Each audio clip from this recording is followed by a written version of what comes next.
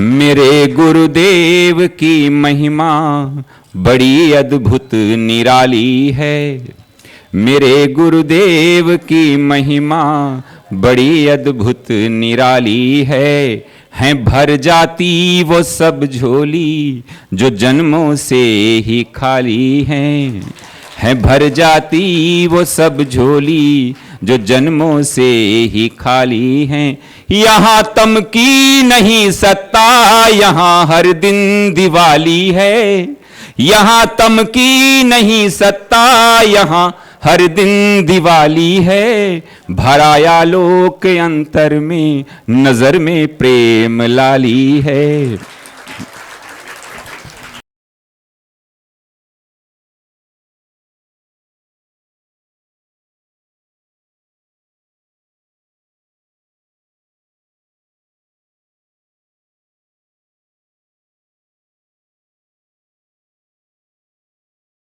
ओम सहना भवतु सहनो भुनक्तु सह वीर्यं करवावहै तेजस्विनावधीतमस्तु मा विद्विषावहै।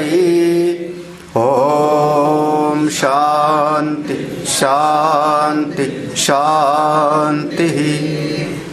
अखण्डमण्डलाकारं व्याप्तं येन चराचरं तत्पदं दर्शितं येन तस्मै श्रीगुरवे नमः।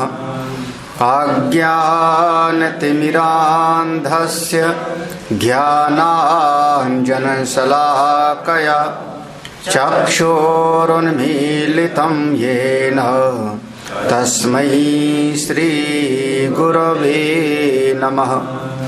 गुरोर्ब्रह्मा गुरोर्विष्णु गुरोर्देवो महेश्वरः गुरोर्साक्षात् परं ब्रह्म तस्मै श्रीगुरवे नमः।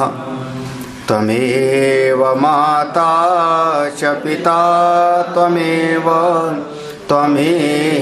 बन्धुश्च सखा त्वमेव विद्या द्रविणं त्वमेव सर्वं मम देवदेवो। पहला श्लोक पढ़ते हैं। योगेनात्मविवेकेन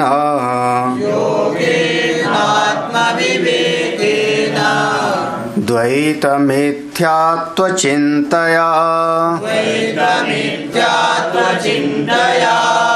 ब्रह्मानन्दं पश्यतोऽथ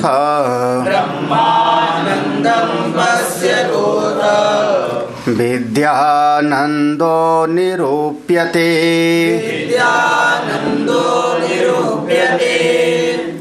अथ यहाँ पर नीचे की पंक्ति में देखोगे तो अथ विद्यानंदो निरूप्यते। अब हम विद्यानंद का निरूपण करने जा।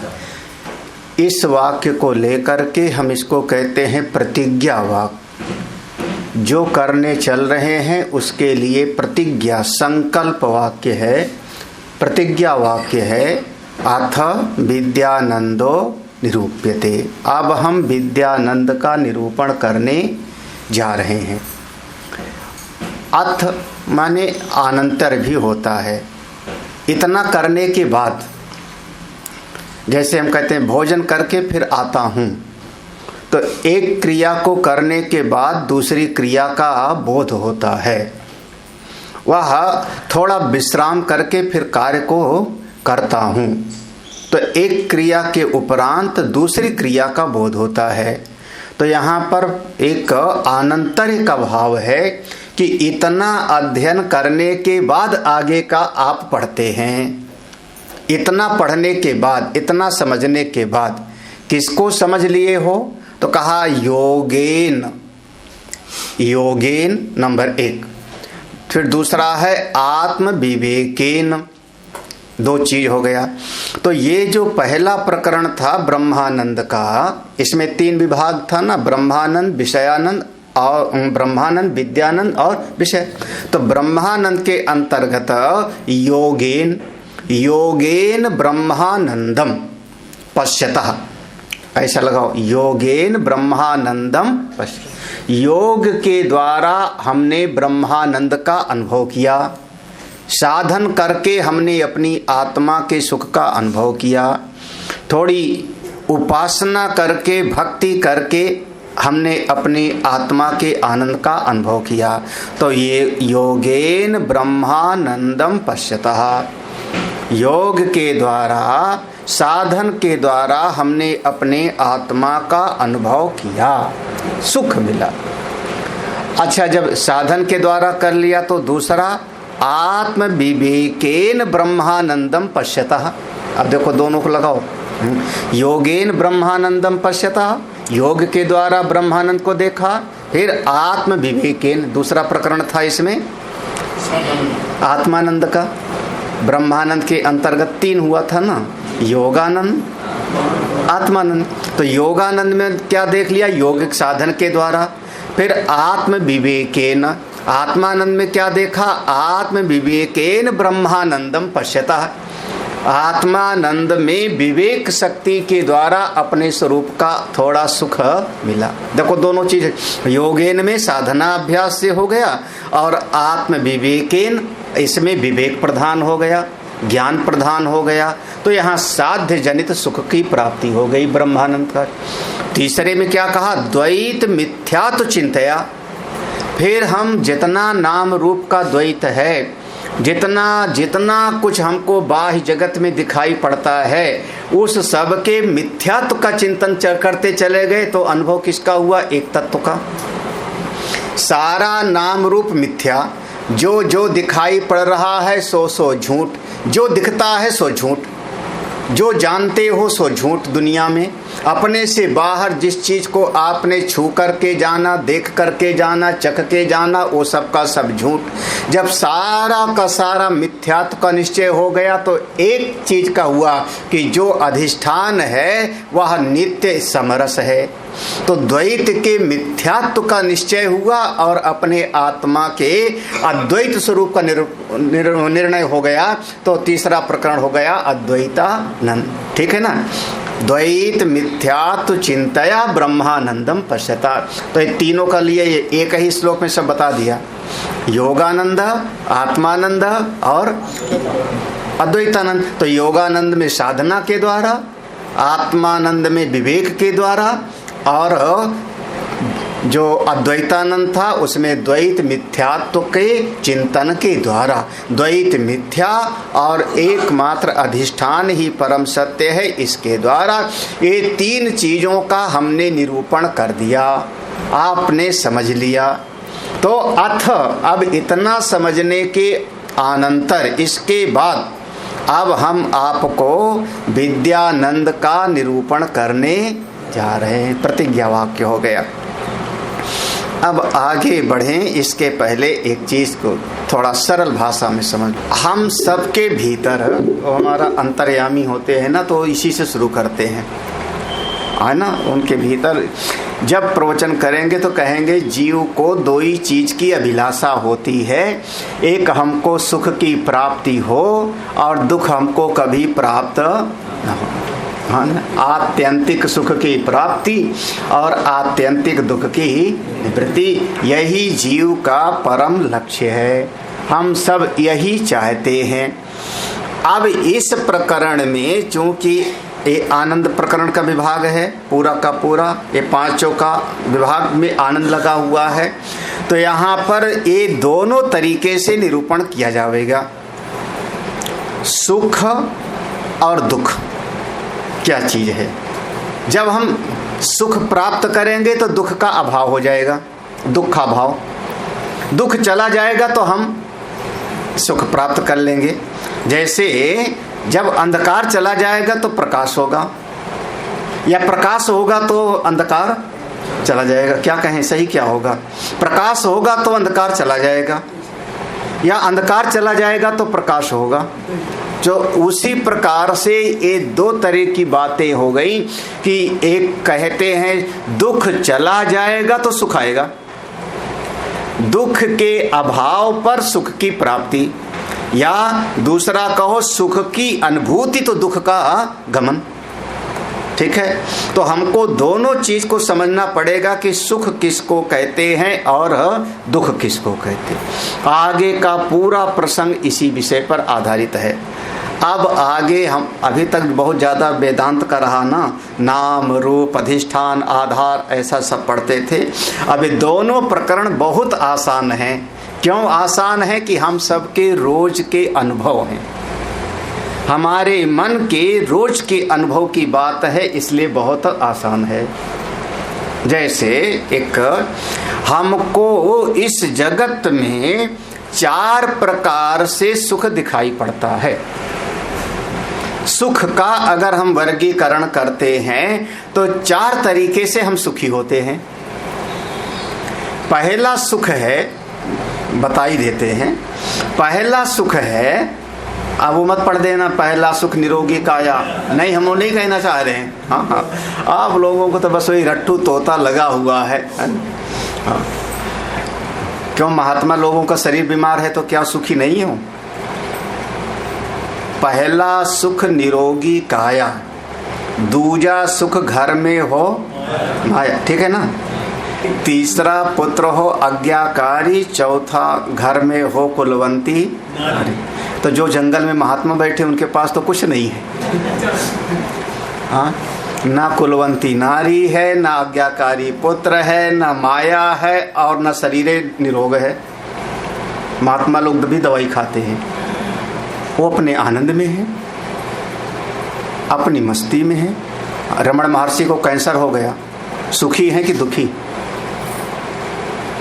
हाँ, पूज्य गुरुदेव को प्रतिदिन जो है इंसुलिन का इंजेक्शन लेना होता था खाने के पहले। हाँ, हाँ, शुगर ज़्यादा थी। हाँ, पूज्यपाद महाराज श्री अखंडानंद महाराज को शरीर भारी हो गया, कई तरह की बीमारियाँ। हाँ, तो अगर आपका ये वाला दोहा रट ले में ना देहाती, ये हम पंचदशी वगैरह में पढ़ाने का मतलब नहीं होता, ये गंवारू बात है। हाँ, ये गंवारू बात है, क्योंकि जिसका शरीर बहुत स्वस्थ होता है वो भी रोता रहता है, तो निरोगी काया होने के बाद भी वो दुखी दिखाई पड़ता है। घर में माया भरी पड़ी रहती है और आत्महत्या कर लेता है, ये भी दिखाई पड़ता है जगत में ना। तो सुखी कहाँ है? माया है तो सुखी कहाँ है? हाँ, तो ये बात जमी नहीं। हाँ, तो इसको हम लोग महात्मा लोग कहते हैं गंवारू बात, एक गांव गंवई की बात है, ये शास्त्र की बात नहीं। कहाँ की? कोई कभी घाघ थे, उन्होंने लिख दिया होगा। घाघ कवि की कहावतें मशहूर हो गई। पहला सुख निरोगी काया, दूजा सुख घर में हो माया। पता नहीं और आगे कहूँ। हाँ, चौथा सुख घर में हो कुलो। अरे एक नहीं दर्जनों पिक्चरें ऐसी बनी कि किसी बहुत बड़े ज़्यादा पढ़े लिखे आदमी की गांव की कन्या से विवाह हो गया। अब गांव की कन्या बड़ी कुलवंती, आज्ञाकारी, पति का चरण धो के पीना, सास ससुर की सेवा करना, पांव दबा के सेवा करना, सब कुछ। और वो लड़के को पसंद आता है, वो जो है अमेरिकन वाली बार्बी डॉल जैसी बनी हुई है ना। हाँ, उसको वो नहीं पसंद आती ना, उसको चटक मटक वाला पसंद आता है। हाँ, तो सुखी कहाँ हुआ वो कहाँ भागता है फिर? वो किसके पीछे? चटक मटक के पीछे। तो कहाँ सुखी हुआ? क्या हुआ? गड़बड़ नहीं लग रहा कुछ? हाँ, अरे सब तो अनुभव करो ना। तो ये भूल जाओ। तो सुख के 4 विभाग किया संतों ने। 4 प्रकार से हमारा मन सुखी होता है। पहला सुख कब? उसको कहा मनोरथ जन्य सुख। पहला, ये जन्य माने उत्पन्न होना,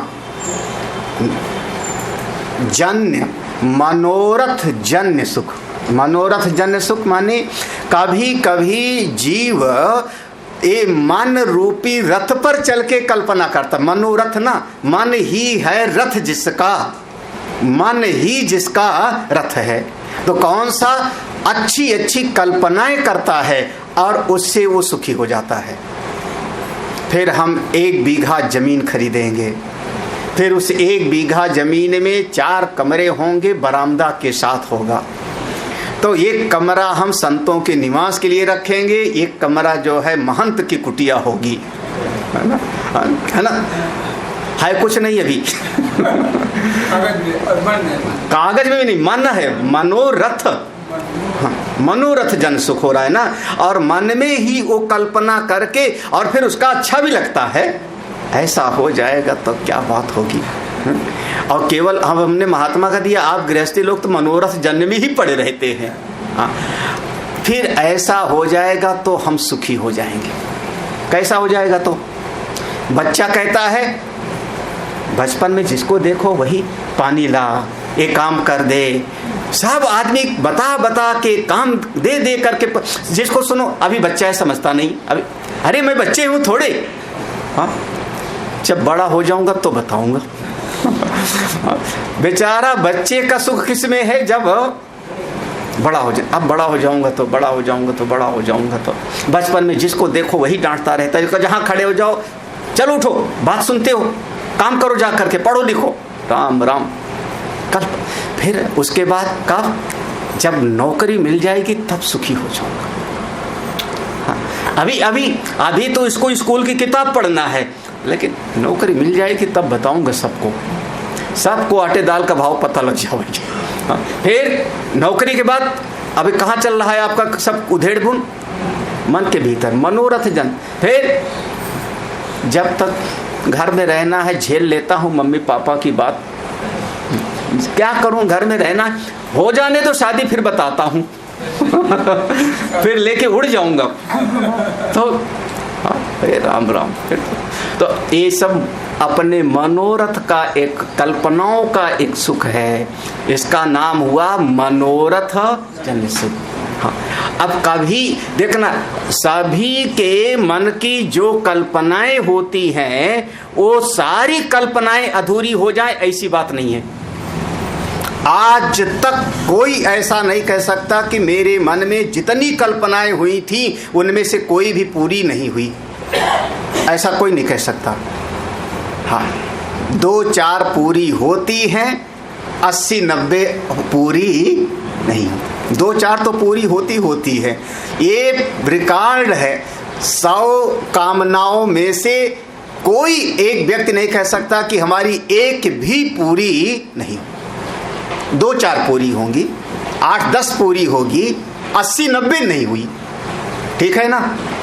अच्छा, कोई भी ऐसा एक आदमी नहीं कह सकता कि हमारे मन में जितनी कल्पनाएं थी सब पूरी हो गई। कोई एक आदमी बताओ जितनी कल्पना थी सब पूरी हो गई? जितना सोचा था, आपका मनोरथ जितना हुआ था, तो सारे मन की कामनाएं पूरी हो गई 100%। आज तक कोई नहीं कह सकता, कोई नहीं कह सकता, ना दशरथ जी, ना वसुदेव जी, ना दुनिया में जो शरीरधारी है कोई भी, और कोई भी कामना पूरी नहीं हुई ये भी आप नहीं कह सकते हो। अब बताओ कैसा विचित्र ये संसार का नियम है। हाँ, तो ये जो अपनी कल्पनाओं का एक सुख होता है उसका नाम देते हैं मनोरथ जन्य सुख, ठीक है ना। उसमें भी आदमी बड़ा सुखी होता है, बड़ा मस्त होता है, सब ठीक है, बढ़िया है बस। और सारे जिंदगी कल्पनाएं करते रहते हैं। सारे मनोरथ माने क्या? कब विश्राम करोगे, कब आराम करोगे? बोले बस रिटायर होने के बाद। रिटायर होता हूँ, उसके बाद रिटायर होने के बाद दर्जनों लोगों को देखा हमने।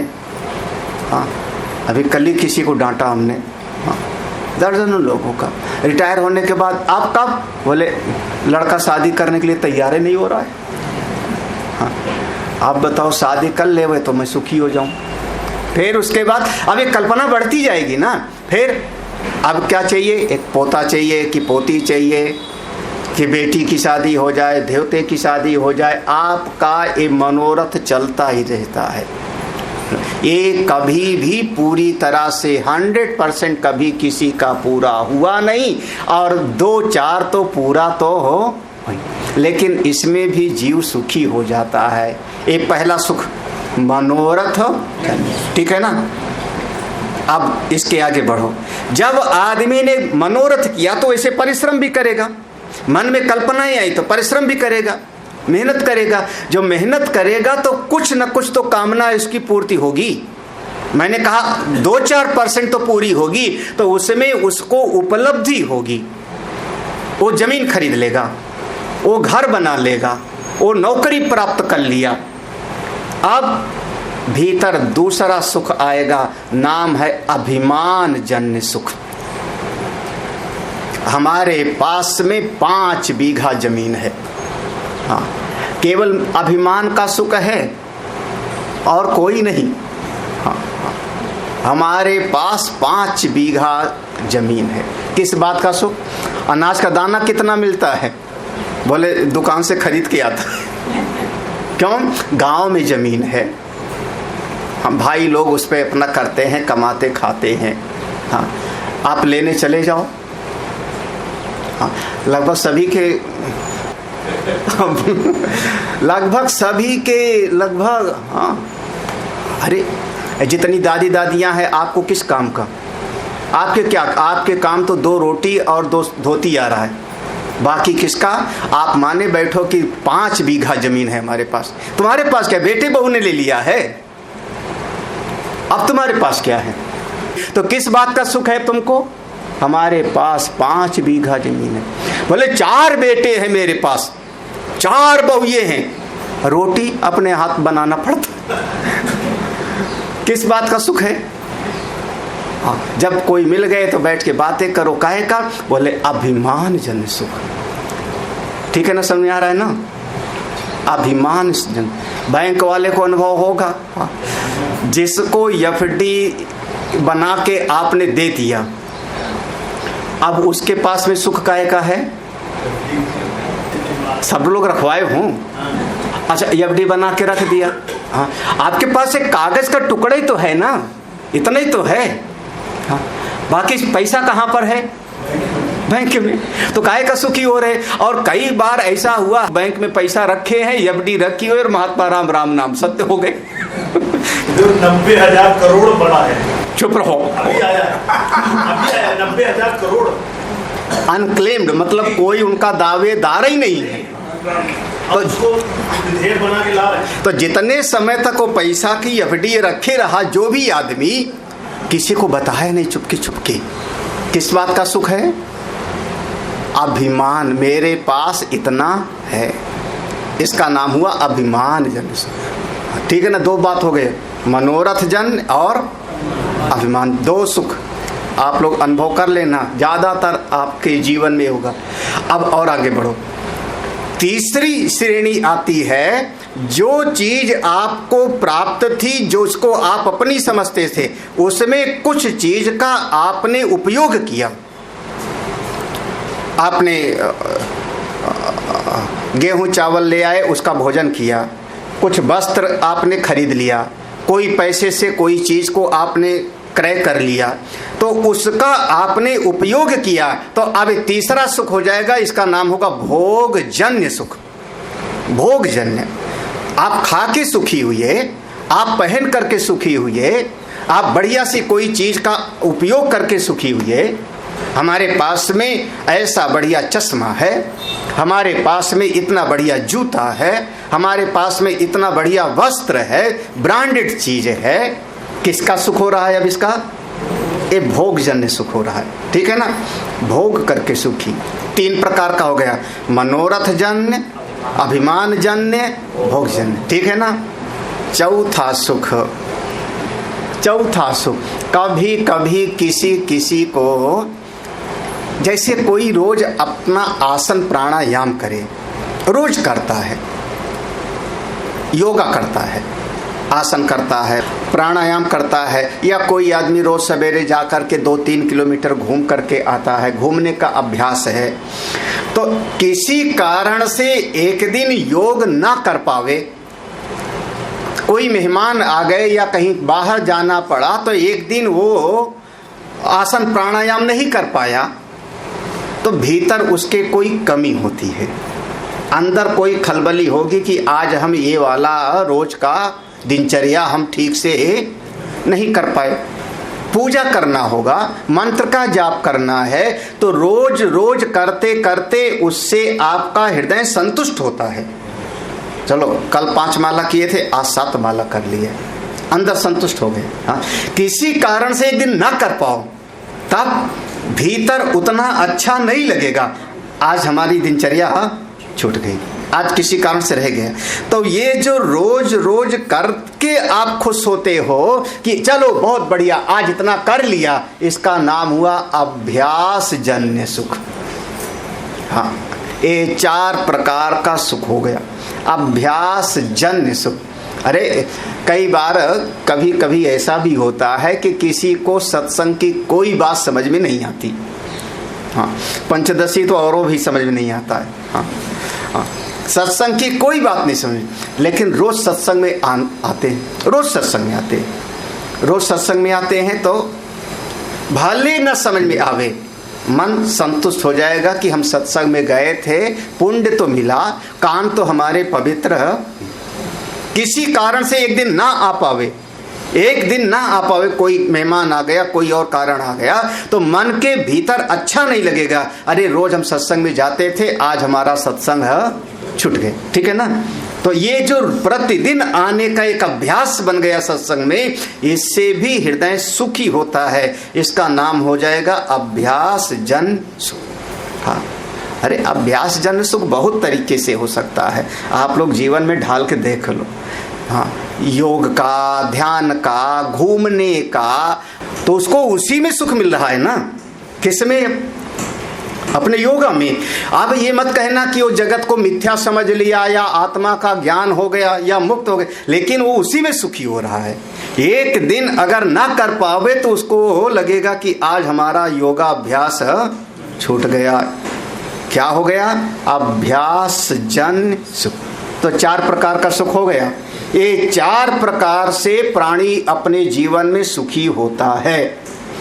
मनोरथ जन, फिर अभिमान जन्य, उसके बाद भोग जन्य, और अंत में अभ्यास जन्य सुख। ये 4 प्रकार का सुख होता है। 5वां प्रकार का कौन सा होगा? अब आपके जीवन में जितना सुख है वो सब 4 के अंतर्गत है। 5वां प्रकार का ढूंढ के बताना मुझको। वस्त्र है, पहन लिया, सुखी हो गए, भोगजन्य हो गया। भोजन है, खा लिया, भोगजन्य हो गया। घर में रखा है तिजोरी में, कौन सा? अभिमान जन्य हो गया, यही ना। फिर प्लानिंग करके सुखी होते हो, कौन सा हो गया? मनोरथ जन्य। या थोड़ा 1 घंटा बैठ के ताश खेल लिए तो सुखी हो गए, कौन? अभ्यास जन्य। हाँ भाई, 4 लोग बैठ करके, अभी हरियाणा की बात है, हरियाणा वगैरह में उधर जो है किसी से पूछा पार्क में, किसको वोट दोगे? तो उन्होंने जो है नाम लिया, उस वहाँ का जो लोकल होगा सांसद, उसने कहा कि देखो उसी को देंगे। उसने पार्क बैठ बनवा दिया, यहाँ बैठ के हम ताश खेल सकते हैं। सामने दारू की दुकान खुलवा दिया, दूर नहीं जाना पड़ता। अब कितना बढ़िया, वो उसी में सुखी है कि यहाँ पर बैठ के हम ताश खेल लेते हैं, इसी में सुखी हैं। दारू के लिए दूर जाना पड़ता था, पास में खुलवा दिया तो हम वोट उसी को देंगे, बस इतने में खुश हो। तो इसका नाम क्या हुआ? रोज। और ये ताश उस खेलने का बिल्कुल एक ऐसा व्यसन है कि बिल्कुल टाइम पर आदमी पहुंच जाएगा, बिल्कुल समय, और दूसरे को लेके भी आवेगा। हाँ, चलो चलो टाइम हो गया। एक ईंट रखेगा, उसी ईंट पर बैठ जाएगा। अब देखा है कि नहीं, ऐसे जमीन पर ईंट रख है, उस ईंट पर घंटा, 2 घंटा, 2.5 घंटा बैठ सकता है, जब तक ताश चलता रहेगा। आप लोग तो 10 मिनट भी नहीं बैठ पाते हो। ईंट रख के उसी में बैठ जाएंगे। हाँ, ईंटे पे बैठे और चलो चल रहा है। किस बात का सुख है? अभ्यास। 4 प्रकार का सुख होता है। अब इसको हिसाब लगा लो। हाँ, इसीलिए आनंद प्रकरण की प्रसंग में आएगा। ये 4 प्रकार का सुख ना होवे और भीतर दुख ना होवे, तब कल्पना करो, ये 4 प्रकार में से कोई भी सुख नहीं और भीतर कोई दुख भी नहीं। अब क्या है? दुखा भाव है, दुख भी नहीं है, किसी प्रकार का कोई दुख नहीं है, कोई विक्षेप नहीं है, और ना कोई कल्पना है, ना अभिमान है, ना अभ्यास है, ना भोग है। 4 प्रकार का सुख भी नहीं है और किसी प्रकार का दुख भी नहीं है। तब भीतर कौन सी अवस्था होगी? उसको ऋषि ने कहा आनंद। वो है आनंद। ये आनंद प्रकरण में अब हम इस आनंद के स्वरूप का निरूपण करने जा रहे हैं। अथ विद्यानंदम निरूप्यते। अब हम विद्यानंद का निरूपण करें। आनंद माने क्या? याद रखना, आनंद माने 4 प्रकार का सुख नहीं है। हाँ, 4 प्रकार का सुख नहीं है और दुख भी बिल्कुल नहीं, लेश मात्र नहीं, दुख का भाव। तो क्या है? तो उस समय पर जो अवस्था होगी उसको हम कहेंगे वह आपका अपने स्वरूप का आनंद है। श्लोक पढ़ते हैं, अगला श्लोक, दूसरा श्लोक। विषयानंदवद् विद्या आनंदोऽधिवृत्तिरूपकः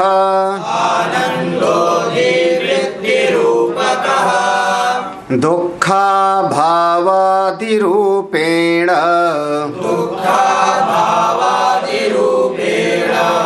प्रोक्त एष चतुर्विधा विषयानंदवद् विद्या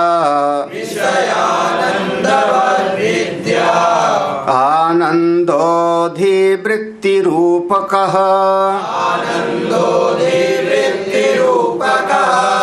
दुःखाभावादिरूपेण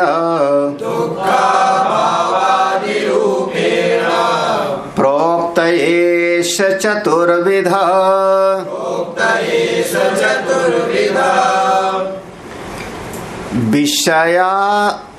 विषयानंदवत्। विषय आनंदवत्, जैसे जगत में विषयों का आनंद मिलता है। वो 4 प्रकार के सुख समझ लो, 4 प्रकार के सुख, तो वो सबका सब विषय आनंद में हो जाएगा।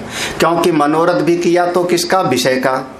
अभिमान भी किया तो किसका? विषय का, यही ना। भोग भी किया तो किसका?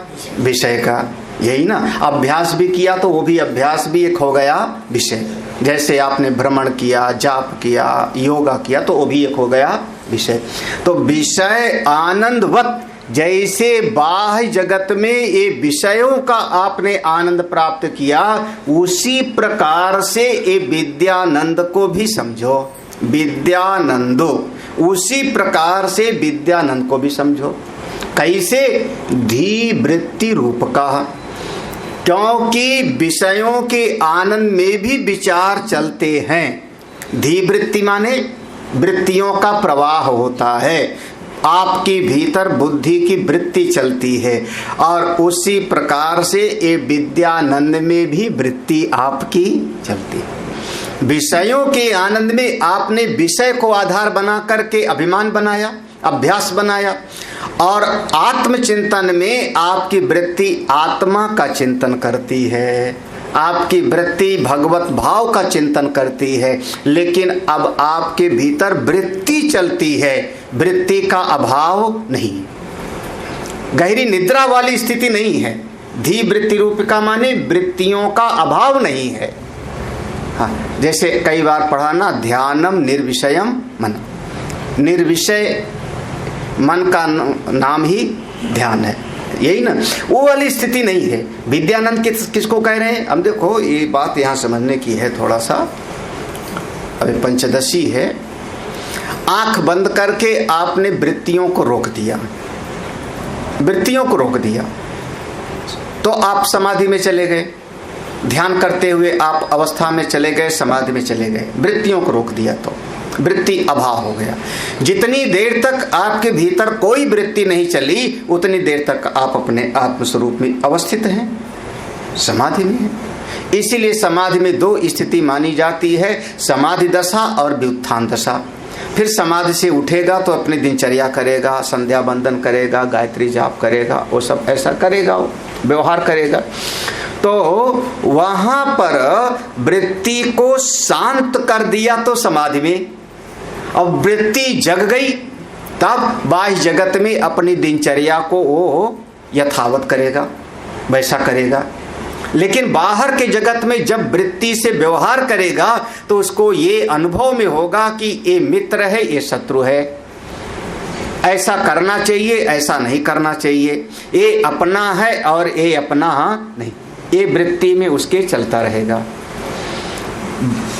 ये जो अपने आत्म स्वरूप का आनंद है, इसलिए नाम है विद्यानंद। यहां क्या है कि वृत्ति तो चलती रहेगी, वृत्ति चलती रहेगी। ये भी वृत्ति में आएगा कि ये मित्र है और ये शत्रु है, ये भी वृत्ति में आएगा कि इस चीज को खाना है कि इस चीज को नहीं खाना है, ये चीज उपयोगी है कि ये चीज उपयोगी नहीं। तो वृत्तियां यहां पर भी चलती रहेंगी, लेकिन ये सारी वृत्तियों को उसने भासमान समझ लिया, कल्पित समझ लिया। ये कहते हैं बाधित अनुवृत्त्या समाधि। वृत्तियों का यहाँ पर निषेध हो गया है। वृत्तियां हैं और वृत्तियों के चलते चलते उसके प्रति सत्यत्व बुद्धि अब उसकी नहीं रही, और तब वो अपने स्वरूप में गया। तो हम कहते हैं विद्या आनंद। विद्यानंद माने ज्ञान का आनंद। कैसे ज्ञान का आनंद? कि वृत्तियां सब चल रही हैं। अरे जैसे समझ लो कि जैसे हमने कहा ऊपर की तरफ नजर घुमाई तो हमने कहा आकाश नीला, वृत्ति चली ना, नीला शब्द हमने प्रयोग किया, नीला शब्द प्रयोग किया, लेकिन यह बाधित है मेरे भीतर से। बाधित कैसे? कि हम भीतर समझते हैं कि वास्तव में नीला कुछ भी नहीं है। हाँ, आकाश नीला कभी भी नहीं। तो वो जो आकाश नीला है हमने बात किया, वो हो गया बाधित। ठीक है ना? तो वृत्ति चलती है, और कितनी बार बहुत सारी वृत्तियां चलती हैं। आप लोग जैसे समझे कि मृग मरीचिका का जल, या बहुत सारे व्यवहार में आप लोग ऐसा उपयोग करते हो।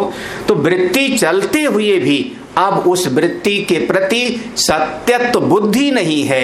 जब सत्यत्व बुद्धि नहीं है तो उस वृत्ति से हम प्रभावित नहीं। अरे सामने शेर आ गया, सामने शेर आ गया, बिल्कुल दहाड़ता हुआ।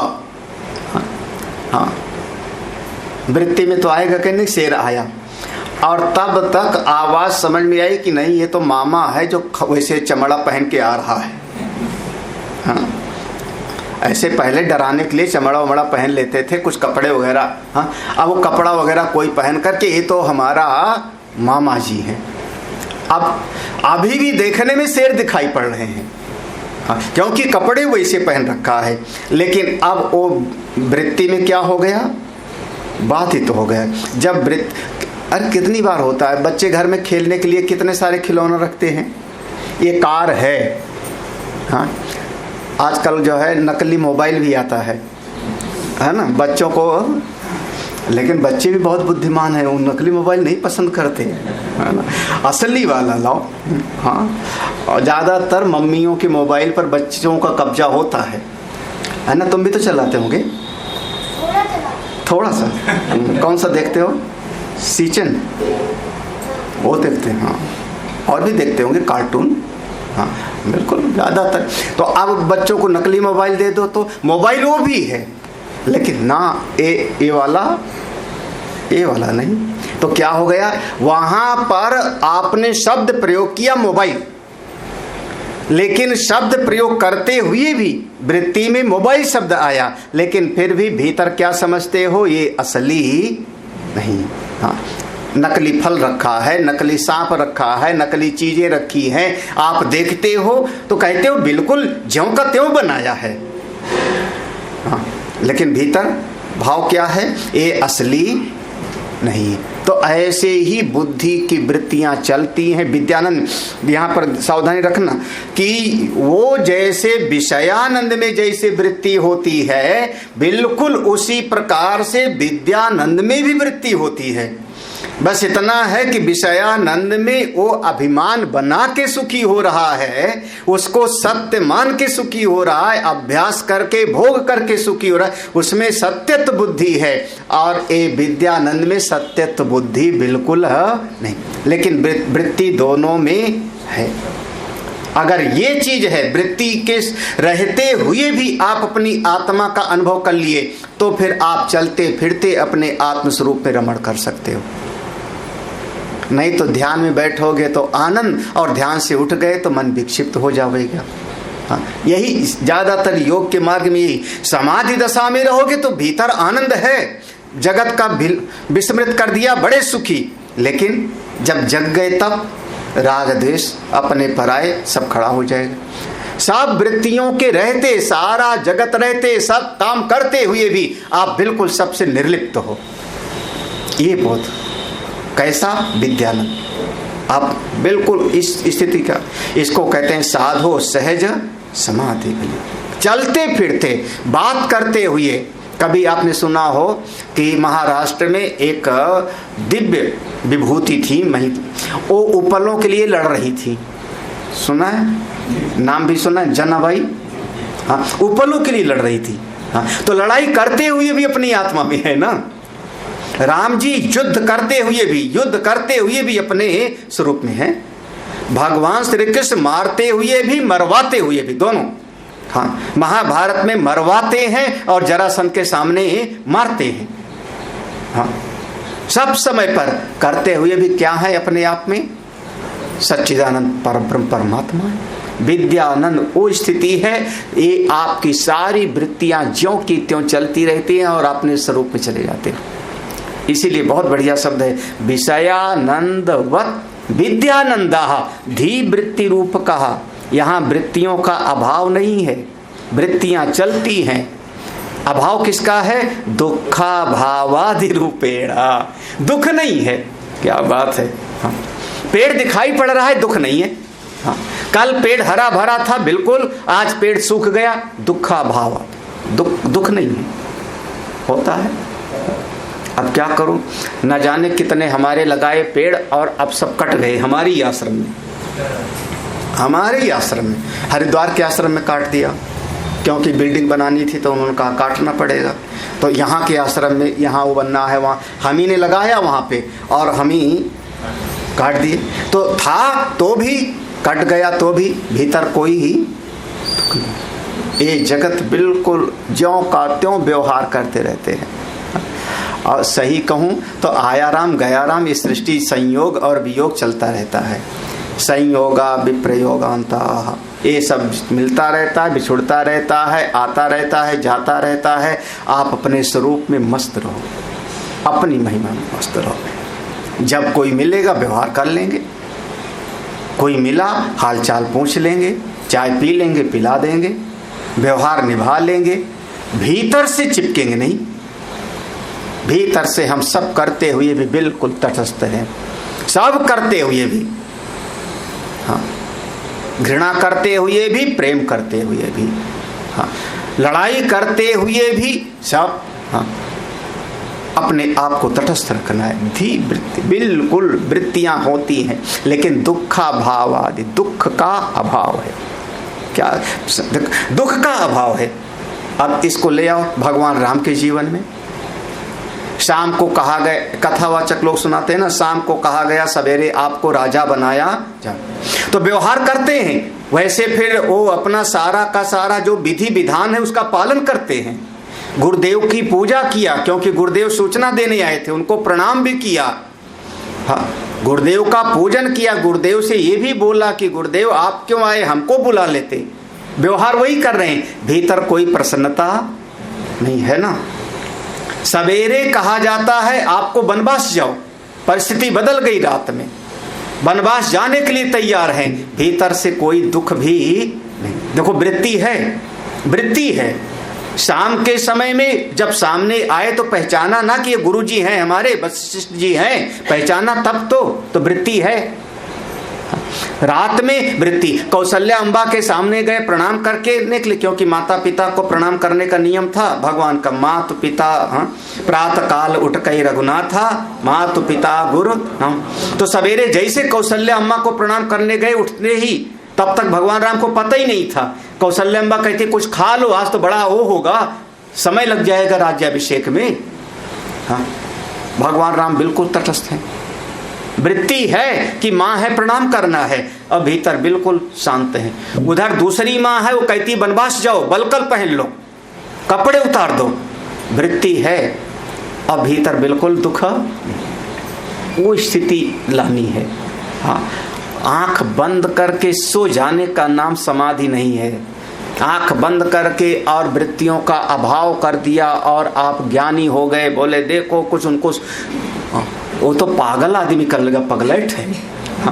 तो आप हमारा जगते हुए, होश में रहते हुए, सारा व्यवहार ठीक प्रकार से निभाते हुए भी अपने भीतर कोई दुख ना हो। दुखा भावादि, ये जो दुखा भाव है 4 प्रकार का होता है।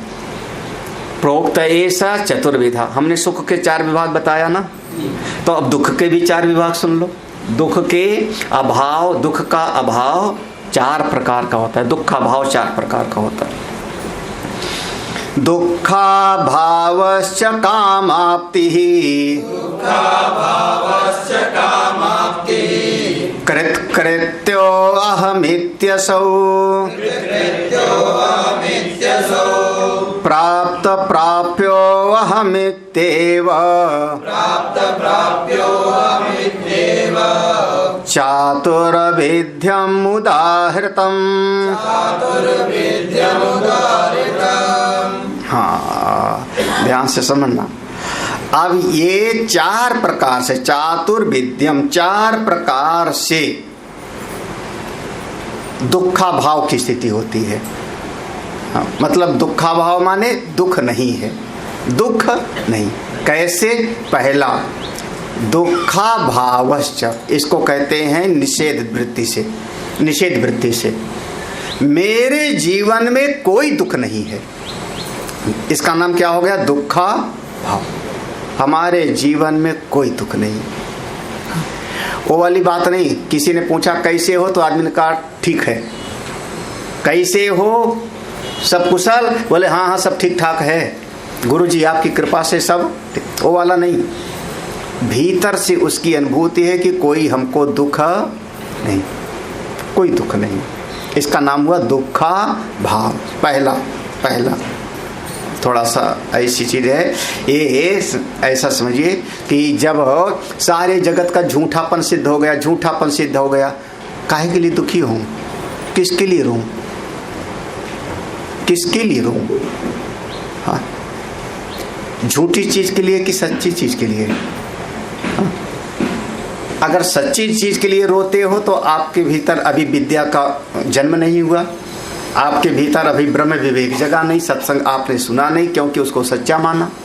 और झूठा है तो आप रोते क्यों? दुख।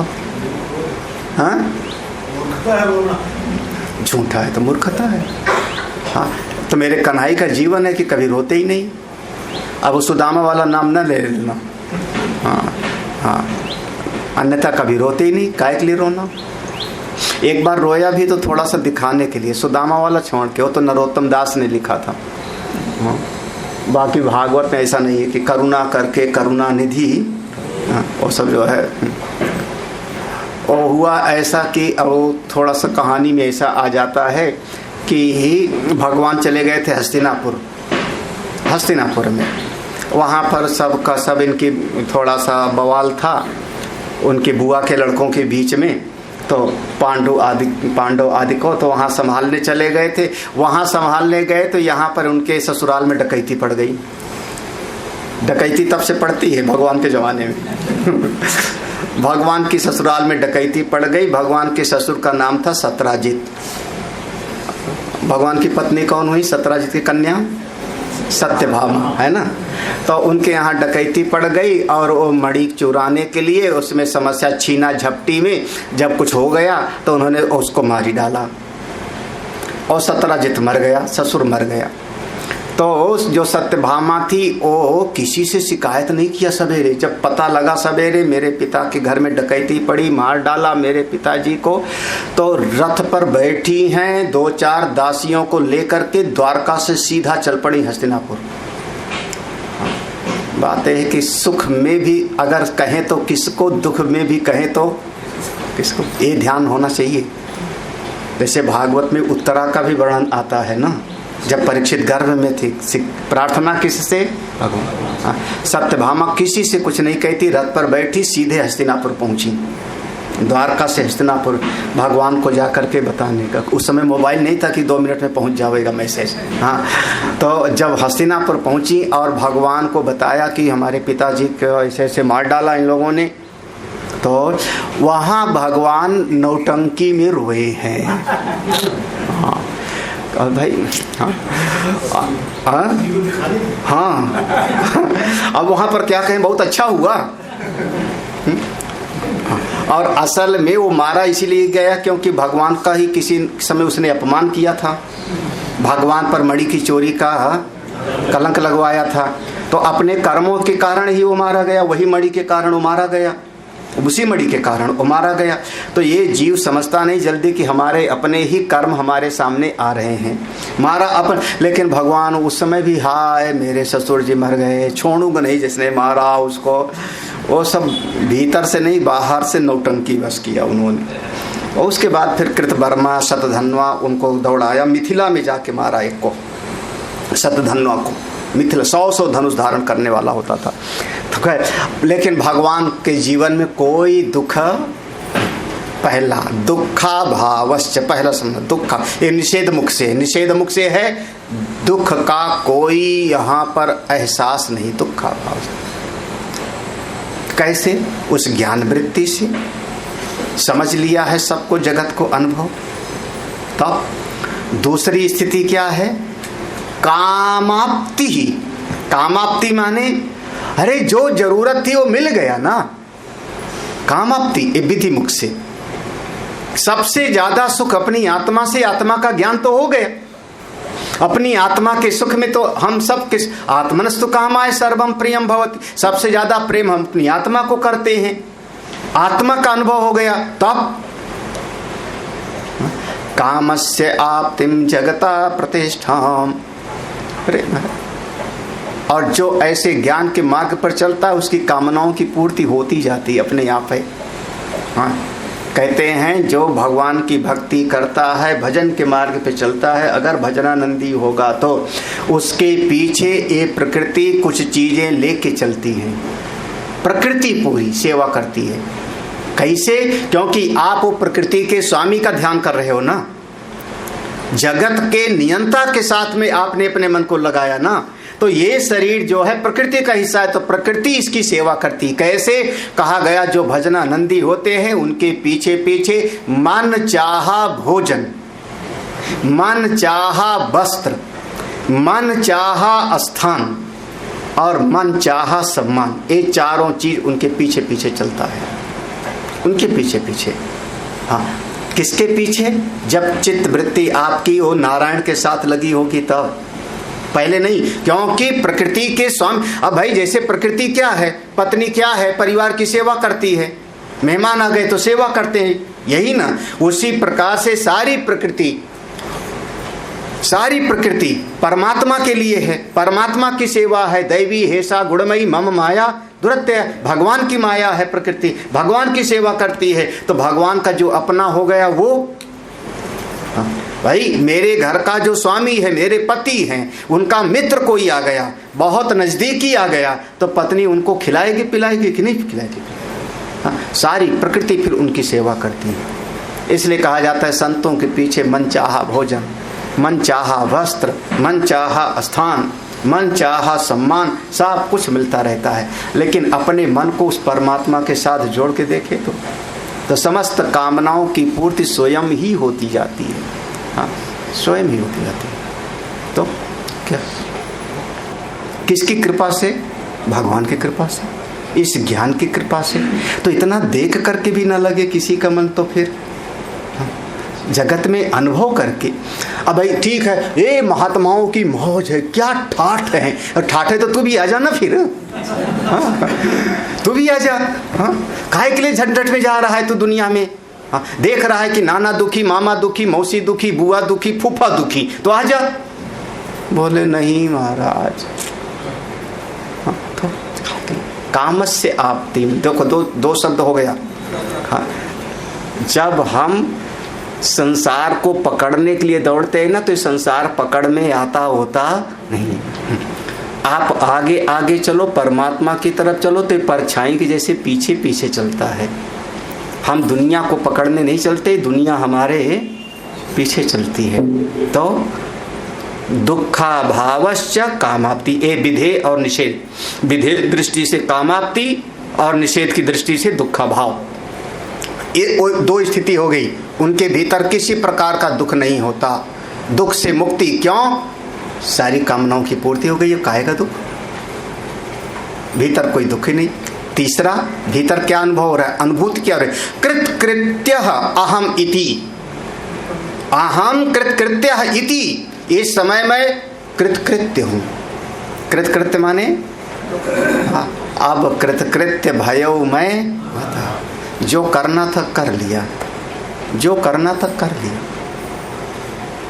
अरे प्राप्त प्राप्यो अहम इत्यो, जो पाना था सो वाले। अगला शब्द देखना, प्राप्त प्राप्त। हाँ, क्यों? क्योंकि जब आदमी के मन में कोई चीज पानी होती है तो उसके लिए करना पड़ता है उसको ना।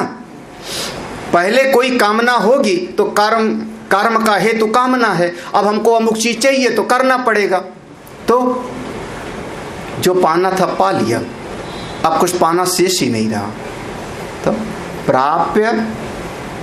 प्राप्यो अहम इति, जो पाना था पा लिया, इसलिए अपने आप में निश्चिंत है, कोई दुख नहीं। जो करना था वो कर लिया। ये चार स्थिति हो गई, चार स्थिति हो गई।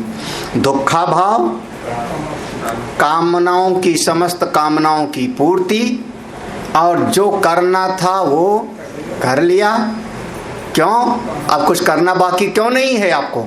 अरे करो ना, दुनिया कर रही। बोले जो पाना था सो, आप कुछ पाना बाकी है, तो उनके जीवन में कोई दुख ही नहीं। दुखाभावश्च चतुर्विधा, ये दुख का अभाव चार प्रकार से, चतुर्विध्यम उदाहरतम, चार प्रकार से इस चिंतन में करके देखो तो उनके जीवन में किसी भी प्रकार का दुख नहीं। अब हमने चार प्रकार से सुख का निरूपण कर दिया था। चार ही तरीके से सुख होता है ना? चार। सत्संग सुना 1 घंटे, अच्छा लगा, हृदय सुखी हो गया। कौन सा सुख हुआ? आहार शुद्ध, सत्व शुद्धि, सत्व शुद्धा ध्रुवा स्मृति। आहार की शुद्धि से, भोजन की शुद्धि से अंतःकरण शुद्ध।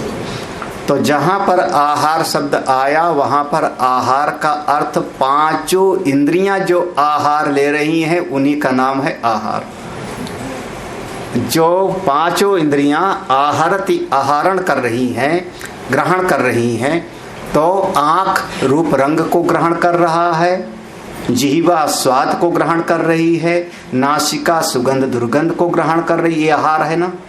ले तो कान शब्द को ग्रहण कर रहा है। हाँ, कान शब्द को ग्रहण कर रहा है ना, तो ये कान का आहार है। तो अभ्यास जन नहीं है ये। अगर सत्संग सुना और उससे आप केवल सुन करके सुखी हो गए, भीतर ज्ञान नहीं जगा, तो वो भोगजन्य सुख हो गया, कानों का भोग हो गया। भाई देख के सुखी हुए, सुन करके सुखी हुए, और क्या। हाँ, एक बच्चा है गाना सुन के सुखी हो गया, आप भजन से सुन के सुखी हो गए, सुनेगी तो सुखी हुई है ना। तो कौन सा हो गया? भोग जन।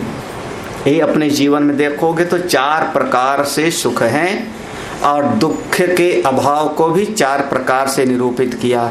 दुखाभाव, काम की प्राप्ति, कामाप्ति, फिर अब कुछ करना बाकी नहीं रहा। क्यों? क्योंकि कुछ पाना ही नहीं रहा, बस अपनी महिमा में क्या करूं क्या पाऊं। तब क्या सुनाऊं, हो तो गया। आप कुछ पाने ही नहीं, कुछ करने नहीं तो क्या सुनाया, फिर कल सुन लेना फिर।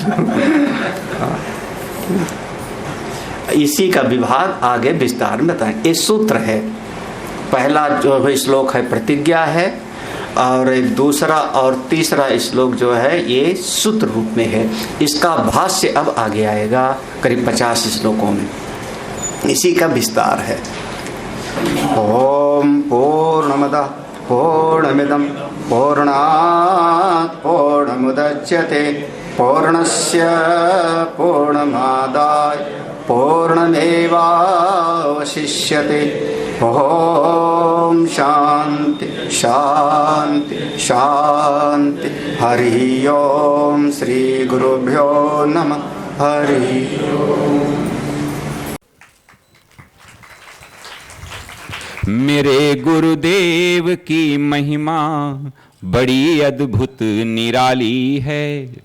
मेरे गुरुदेव की महिमा बड़ी अद्भुत निराली है भर जाती वो सब झोली जो जन्मों से ही खाली है भर जाती वो सब झोली जो जन्मों से ही खाली हैं। यहाँ तम की नहीं सत्ता, यहाँ हर दिन दिवाली है। यहाँ तम की नहीं सत्ता, यहाँ हर दिन दिवाली है। भराया लोक अंतर में, नजर में प्रेम लाली है।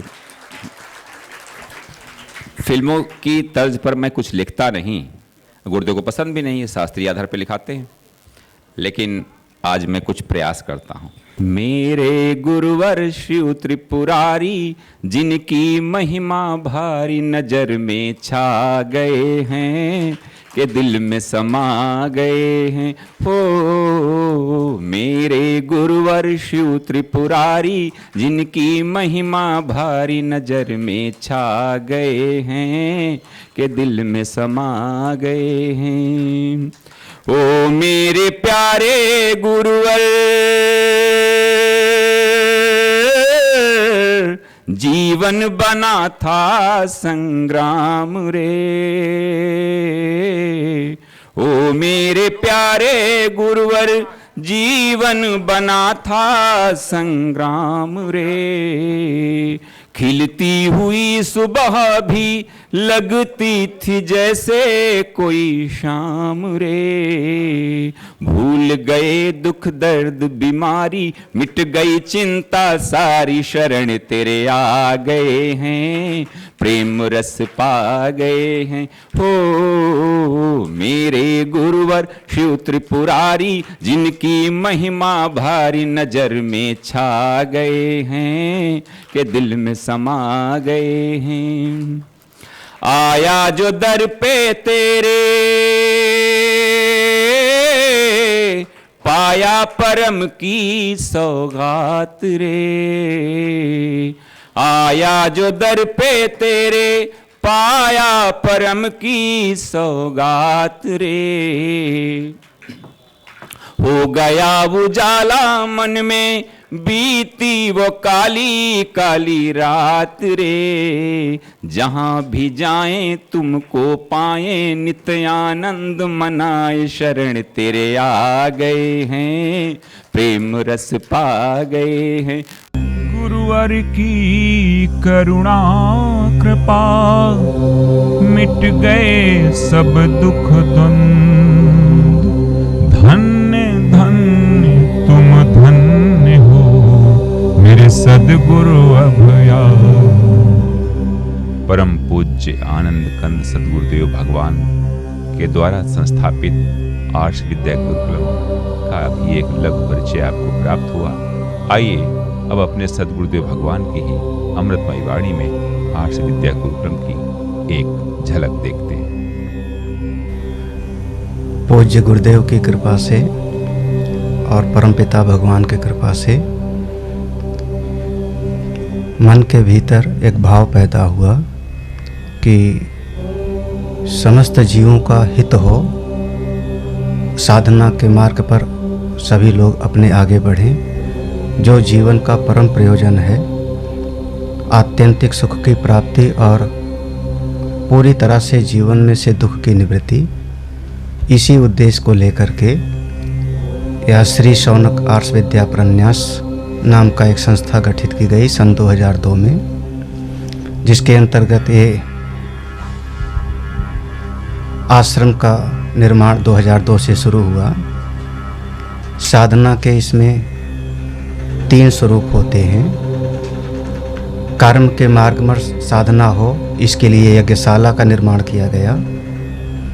हमारा मन भगवान के साथ में जुड़े, भाव के साथ में भक्ति करें, इसके लिए दक्षिणामूर्तेश्वर भगवान शिव की स्थापना की गई। और मनुष्य के जीवन में बहुत सारी समस्याएं उसके अज्ञान से आती हैं, भ्रम से आती हैं। तो हमारी बुद्धि भी ठीक हो, समझदार हो, विचारवान हो, इसके लिए सत्संग हाल का निर्माण हुआ, जिसमें लगातार सुबह और शाम दोनों समय श्रीमद् भगवद गीता, उपनिषद, वेद और सभी पुराणों का आधार लेकर के सत्संग किया जाता है, जिसके माध्यम से जीवों का प्रगति हो, विकास हो। आश्रम की विधा में एक गौशाला का भी निर्माण किया गया वर्तमान में, जिसमें लगभग 35 छोटी बड़ी गौवें हैं। जब तक कोई भी व्यक्ति भारतीय संस्कृति में संस्कृत विद्या को, संस्कृत भाषा को नहीं समझेगा, तब तक शास्त्र में और वेद में प्रवेश नहीं होगा। इसलिए बच्चों से ही यह संस्कार आगे बढ़े, इसके लिए संस्कृत पाठशाला बनाई गई, जिसमें संस्कृत विद्या का ज्ञान प्रदान किया जाता है। और इन्हीं बच्चों में से कोई न कोई आगे बढ़कर के ब्रह्म विद्या को प्राप्त करता है, करेगा, जिसका जीवन परम कल्याणकारी होएगा, उसके अपने लिए भी और समाज के हित लिए भी। जीवन का मूल सूत्र यही है, सर्वे भवन्तु सुखिनः, सर्वे सन्तु निरामया, सर्वे भद्राणि पश्यन्तु, माँ कश्चित् दुःख भाग् भवेत्। ओम शांति शांति शांति।